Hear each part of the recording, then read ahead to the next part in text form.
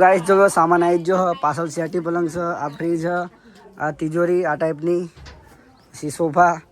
એસી બધો સામાન આઈસરની અંદર આવી ગયો અત્યારે નીકળીને સામાન બધો ભરી જ ગયો જો આ એક ટ્રેક્ટર ભરી જ ગયો બસ રાગા તો જય માતાજી જય દ્વારકાધીશ ગાઈસ તો ફરીથી સ્વાગત છે તમારું મારા એક નવા વ્લોગમાં અને આજે ફાઇનલી જે નેહુ ગુલીનો પર્યાવરણ બધું લીધો હતો એ સામાન અમારા જ ભરાવાનો હતો ગુલીમની આજ તૈયારી કરે ગુલી અત્યારે મુખવાસ કાઢે અને નેહલીના બોક્સ છે ને એ બધા બોક્સ બહાર લઈ જાય અને બંનેનો સામાન છે ને અલગ અલગ કરે જો આ બધા બોક્સ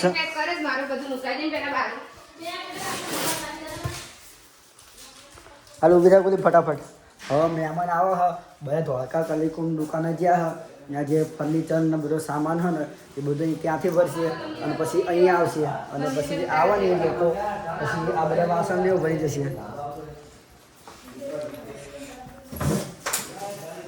નીકળી બધા બોક્સ ઉઠાવે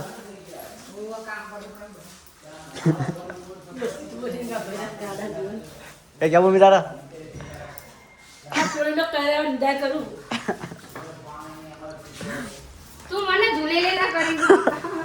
કામ કરે એનો સામાન એટલે હે ને ન્યુ હે ને ઉઠાવવાના કરે ને કામ કરે તો મહેમાન આવે વડે તો અહીંયા જો અહીંયા ખાટલા પાથરા બે મહેમાન બેસવા માટે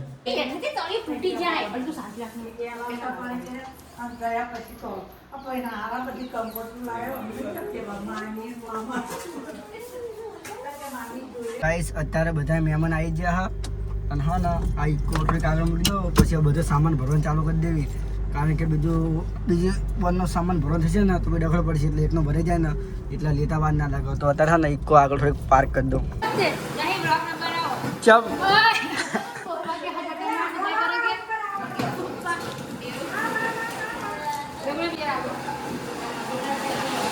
બસ રાગા સામાન ખાલી થઈ ગયો અહીં જો અને ભૂલીને સામાન ઉઠાવવાનું ચાલુ હોય એમનો સામાન હા ને એ બી જાતે બી આવે જો આ રૂમ ભરેલો હતો આજ ખાલી થઈ ગયો આખો રૂમ જો રૂમ ખાલી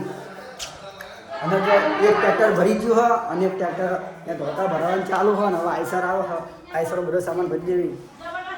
જો બહાર છે ને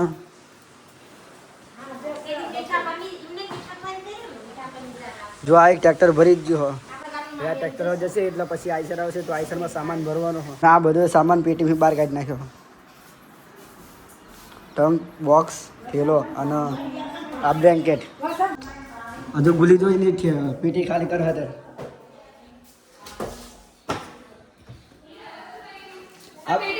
આ બાબાના રૂમમાં આવી જા નીકળીને સામાન બધો ભરી જ ગયો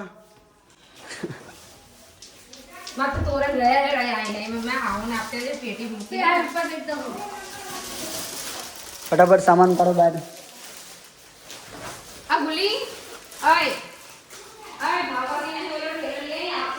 जो आ खाली करवानी है पेटी चमको जो डायरेक्ट ऊंचा करवा जावी ने तो हो न कदाच फाटी जाए અને વજન બહુ બધું આમ હળાય નહીં એટલે આ સામાન બધો એટલે પહેલાં બહાર ટ્રાન્સફર કરી દઈશું અને પછી છે ને આ પેટી છે ને એ બહાર લઈ જઈશું પછી આઈસરમાં સડાઈને છે ને પાછો બધું સામાન ગોઠવી દઈશું જો નેહુ બે ફટ સામાન બી આવે હા આટલું બધું લીધું એટલે પછી કામ એમને કરવું પડે ને અમે તો બહુ કરું કામ અમે બધું કરવાનું લગનને બહુ કામ કરવાનું હોય અમારે જ્યાં પહેલાં શું હતું થોડો સામાન લીધા હતા પણ જીમ બધું અપડેટ થતું ગયું એવી રીતે દેખાડો વધતો જાય ભાઈ ત્યાં શું કરશું લેવું તો પડે જ ભાઈ જે થતું હોય પહેલાં કોઈ લેતા નહોતા ધીમે ધીમે બધું લેવા તો કંઈ વાંધો નહીં હવે આઈસર આવે એની વાટે ગયા સામાન બધો ટ્રાન્સફર થાય બહાર જો મારા બાપને બધા બહાર બેઠા હતા બધા જોવા આવ્યા હતા શું સામાન લીધું છે શું ક્યાં અને કેટલો સામાન થયો ખબર 2 ટ્રેક્ટરની ટ્રોલી અને એક આઈસર લઈને આ જમકો ટ્રેક્ટર અહીં આવતા બહુ સમય લાગે એટલા માટે એ લોકો આઈસર લઈને આવ્યા અને ટ્રેક્ટર લઈને આવ્યા એ હારી નહીં બરોબર ફટો તો વિડીયો બનાવું અરે સામાન જલ્દી અત્યારે ગુલી હા ને ઓશિંગા જેવું ભરે જો આ બધું હા ને આ ગુલીને વાસણો હા બાજુ ત્યાં બોક્સ પડ્યા હા અને આ હા ને આ બધો સામાન હા ને બધો રોડ ઉપર લઈ જવાનું આઈસર રોડ ઉપર ઊભું રાખવાનું હવે સિંગા જેવું ઠેલામાં ભરે એટલે અમને લઈ જતા ખાવા.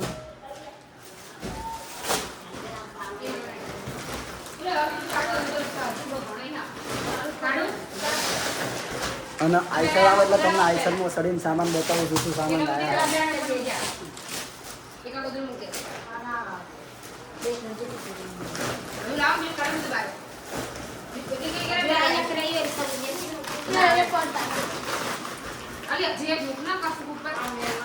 તો ગાઈસ અત્યારે આઈસર આવી ગયું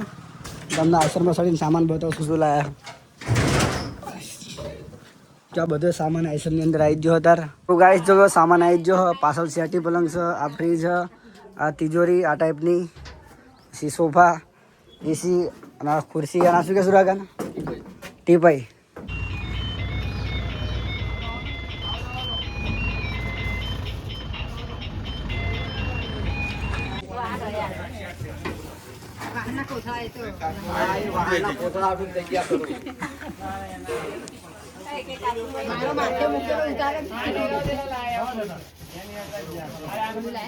આ પેટી મેં કીધું આ કાચની વસ્તુ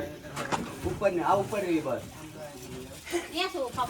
તો ગાઈસ ફાઇનલી બધો કરિયાવર ભરી ગયો હ અને આઈસર ટ્રેક્ટર બધું નીકળી ગયું છે. અને હવે જો અમારા ઘર હ ને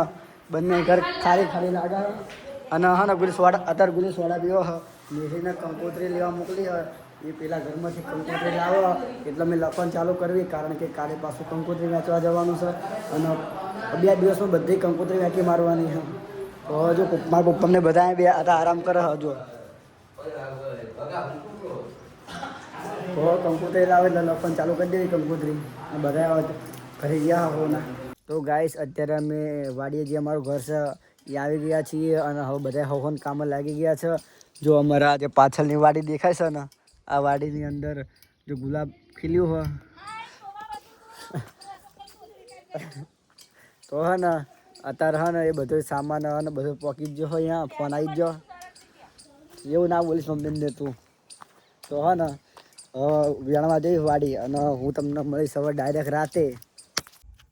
તો ગાઈસ અત્યારે વાગી રહ્યા છે રાતના 12 અને અત્યાર લગીને અમે કંકોત્રી લખી કારણ કે કાલે પાછું કંકોત્રી વેચવા માટે જવાનું છે. અને તમે જોઈ શકો છો બહાર એકદમ અંધારું થઈ ગયું છે અને બધા સૂઈ ગયા છે.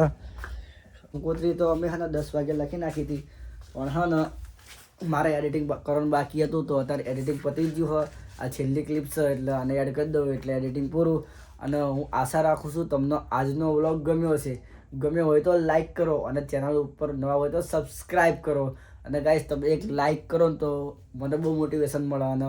હું વ્લોગ બનાવવાની ઈચ્છા થાય. બાકી તમે મળશું ફરીથી નવા વ્લોગમાં. ચલો બાય.